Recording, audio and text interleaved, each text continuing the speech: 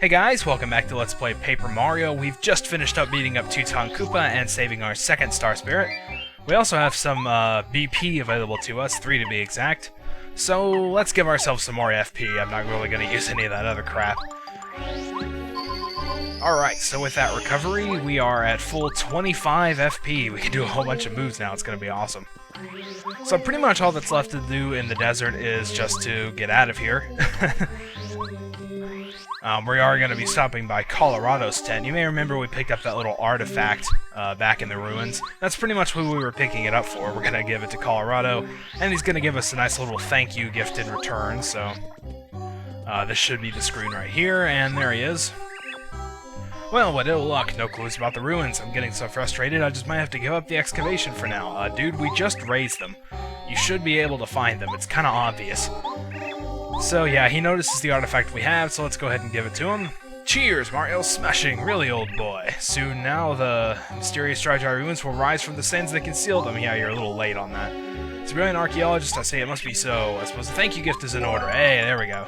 Alright, so we get a star piece from that. Not really a whole lot, but we might as well, because it's really easy to get to, so... Okay, and now we are back in the Mount Rugged area, and we're gonna have to walk all the way back through it. There's nothing that's gonna teleport us back to the train station or anything. So we are actually gonna have to go all the way back through on foot. So, you know, that could be a little bit annoying, but it's not that bad, especially because I still have a few more things to pick up around here.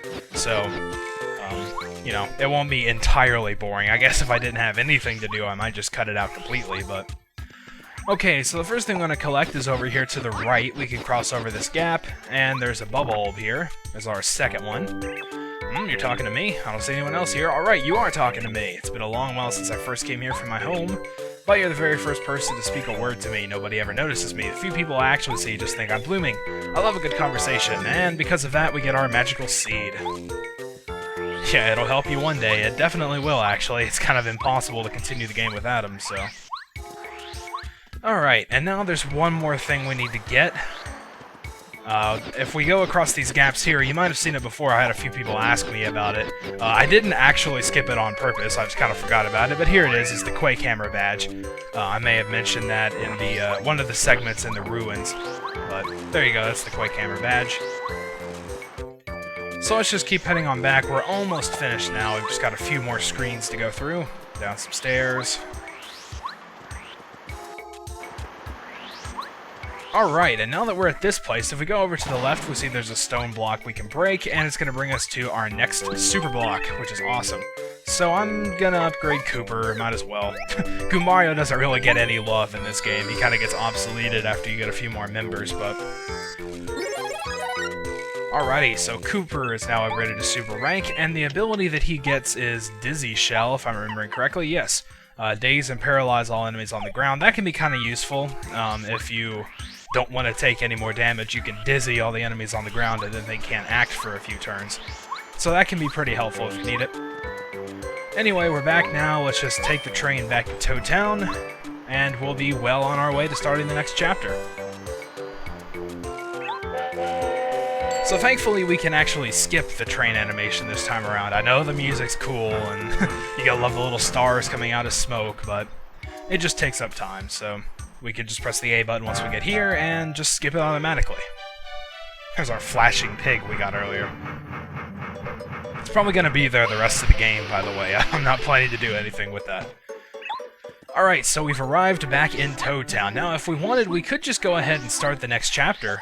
That's definitely open to us at this point. But again, I'm going to go back into the sewers. We're pretty much going to be going here in between, like, each chapter. There's something new opened up. As you can see, when we go over to the left, there's a stone block we can break now that we couldn't break before. And before we head further in, I'm going to get Parakarry back out because... Blooper! Yep, you knew it. There had to be another one of these. And this one's a little bit larger than the one that we fought previously. He's got a little bit more HP, a little bit more attack power, you know. Exactly what you would expect. With a power jump and a shell shot, we do 4 damage, and we do 6 damage, so that's definitely helpful. And there's that other attack, that ink attack that I was talking about last time. The timing's a little weird on that. You gotta wait a second after it seems to hit you. It's, I don't know, it's just really weird to time, so... We just keep doing our 10 damage and we'll recover whenever we feel like it. And here's something this blooper does the other one didn't do. He electrifies himself, so if you try to jump on him or something like that, you'll take damage instead. What we want to do here is use the hammer throw, and our little spell is finally kicking in. I don't think it's done this yet. So it's going to increase our attack power. And we do 7 damage, which is nice. That's a pretty good attack.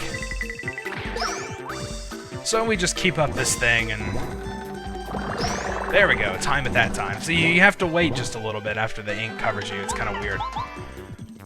But then after that, we can pretty much just continue our little spree here. Shouldn't be too much more. We've done quite a bit of damage to him up to this point.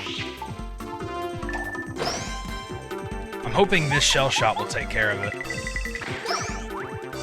Hey, what do you know? We used our FP exactly perfect. Look at that, we're just down to 0.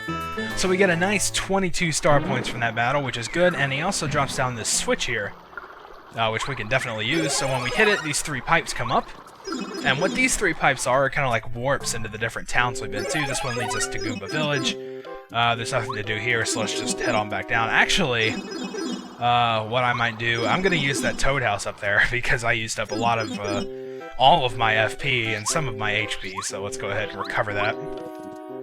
To give this village just a little bit more use, I guess, since we're never going to be here again.